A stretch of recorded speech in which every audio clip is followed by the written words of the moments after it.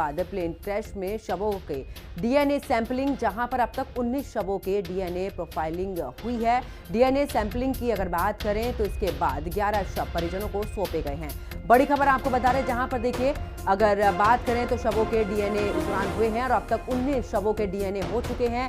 DNA sampling के बाद 11 शव परिजनों को सौंप दिए गए हैं। अहमदाबाद प्लेन क्रैश में शवों की डीएनए सैंपलिंग हुई है। अब तक 19 शवों की डीएनए प्रोफाइलिंग पूरी हुई है। डीएनए सैंपलिंग के बाद 11 शव परिजनों को सौंपे गए हैं।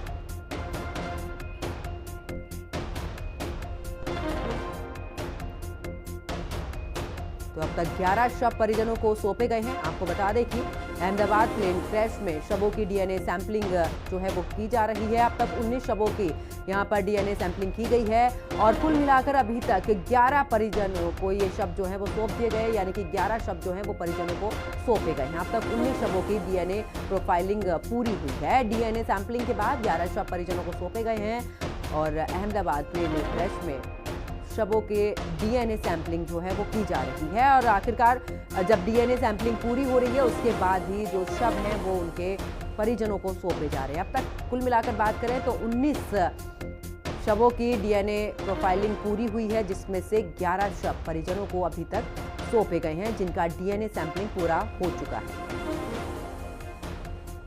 और ज्यादा जानकारी के लिए हमारे सहयोगी नवीन निशांत हमारे साथ में जुड़ चुके हैं। नवीन, अगर बात करें, क्योंकि देखिए अब इतनी बड़ी संख्या में लोगों की जान गई, अभी तक कुल मिलाकर 19 ऐसे शव रहे हैं जिनके अगर डीएनए सैंपलिंग की बात करें पूरे हुए हैं और जिसमें से 11 शव अभी तक उनके परिजनों को सौंपे गए हैं।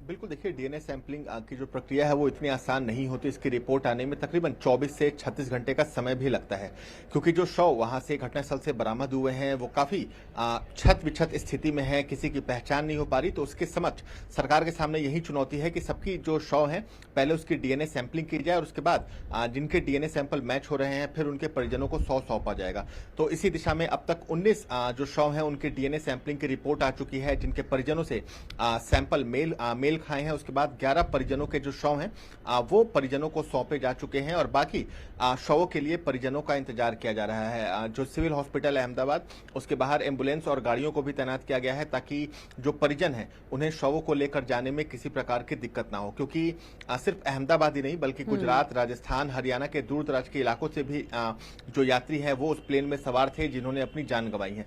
तो ऐसे में सरकार के समक्ष चुनौती यह है कि सभी शवों की पहचान की जाए ताकि जो परिजन है वो अंतिम संस्कार अपने शव का कर सके। और इसी दिशा में लगभग 1000 डीएनए सैंपल परिजनों से लिए गए हैं। शवों से जो डीएनए सैंपल है वो उठाए गए हैं और सभी डीएनए सैंपल का अभी के समय मैच कराया जा रहा है और जैसे जैसे रिपोर्ट आ रही है वैसे वैसे परिजनों को जो शव है वो सौंपे जा रहे हैं।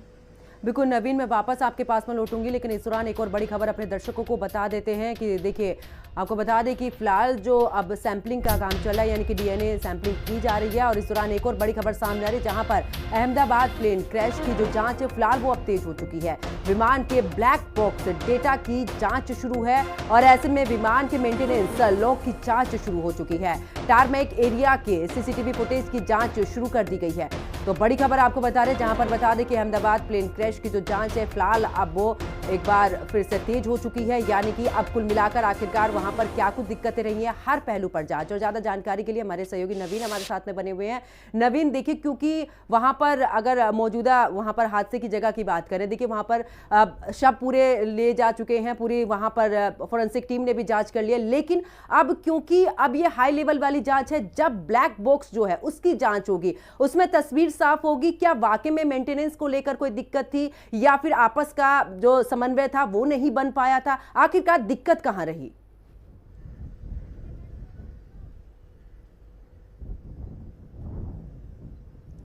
बिल्कुल, देखिए जो घटनास्थल थी उसकी जांच पूरी हो चुकी है, लेकिन जो मेन जांच है वो एयरपोर्ट से शुरू होती है। जो अहमदाबाद एयरपोर्ट है वहां का जो टर्मेक है, टर्मेक उस जगह को कहते हैं जहां पर प्लेन को रखा जाता है, यानी उड़ान भरने से पहले जो प्लेन जहां लैंड किया जाता है उस एरिया को टर्मेक कहते हैं और वहां पर फ्लाइट की जो मेंटेनेंस जांच है वो आमतौर पर की जाती है। तो आसपास के लगे जो सीसीटीवी फुटेज है वो खंगाले जा रहे हैं। इसके साथ ही साथ जो पायलट और एटीसी के बीच बातचीत हुई है उसको भी खंगाला जा रहा है कि क्या कुछ जो संदेश है वो पायलट की तरफ से एटीसी को दिए गए थे, क्योंकि समय बहुत कम था। तकरीबन 30 से 32 सेकंड का समय था।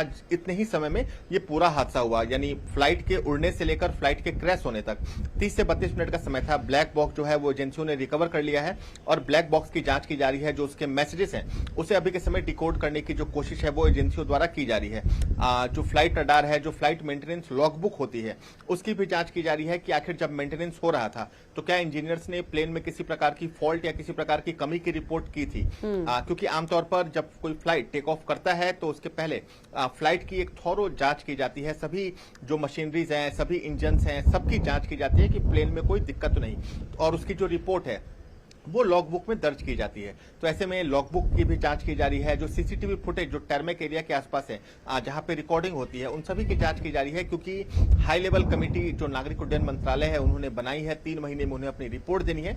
और जो नागरिक उड्डयन मंत्रालय की जो जांच कमेटी है उन्होंने अपनी जांच भी शुरू कर दी है। बहुत हद तक संभव है कि जो जांच कमेटी है वो घटनास्थल पर भी जाए। एयरपोर्ट पर जो बोर्डिंग स्टाफ है जिन्होंने उस प्लेन की बोर्डिंग कराई थी उनसे भी पूछताछ होगी। जो फ्लाइट इंजीनियर्स होते हैं, जो मेंटेनेंस डिपार्टमेंट के लोग हैं, उनसे भी पूछताछ की जाएगी, उनके भी बयान दर्ज किए जाएंगे।